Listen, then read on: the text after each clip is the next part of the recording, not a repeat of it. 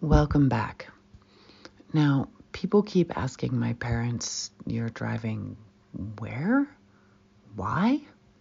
So I'm going to explain. If you're in Georgia and you're looking to go somewhere, you're obviously going to consider Europe. My mom said no to Europe because for the last year and a half we've been living on money that she's earned working in Alaska a few months a year, and there's no way to support a family of humans and Huskies that way in Europe. Africa didn't seem like a great idea either, since exactly half of our family are Siberian Huskies. And then there's the Middle East, both problems in one place.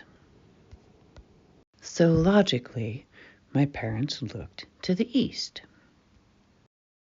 So my parents started looking east, and the country that they found that appealed to both of them the most was actually Vietnam. Now, I know what you're thinking.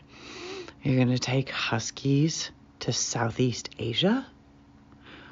But my mom read about this place called Sapa in the northern mountains in Vietnam, where tourists go to escape the heat. She thinks the countryside looks romantic. My dad likes the idea of living in a country with so much coastline because he loves to go fishing and to eat seafood more than anything else in the whole world. My brother Kodiak won't even know the difference. He won't even know where he is. Most importantly, I gave the go-ahead because this is a photo of Sapa in winter. Need I say more? So, you might think that the most logical thing to do would be to fly to Istanbul, the closest large airlines hub, and then fly straight to Hanoi, Vietnam's northern capital. However, we thought through it.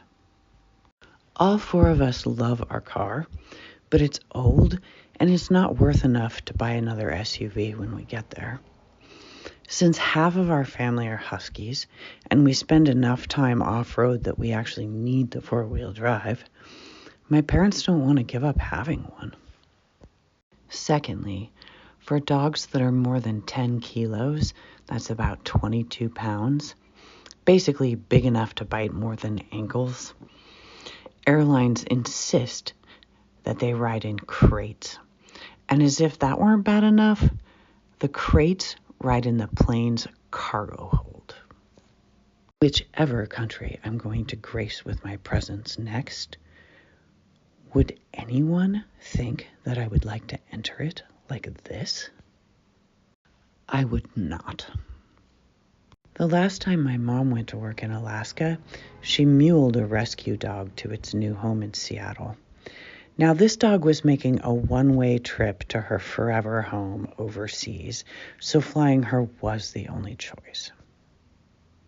My mom couldn't even visit the dog during the layover in Istanbul because the holding facility was outside of the international transfers wing. And when she arrived in Seattle, there was no one to cut all of the wire ties off the cage to even let the dog out. My mom wasn't anxious to repeat this, which is good for her sake. So, somehow, via some route, my family is going to try to get from Georgia to Vietnam in our car.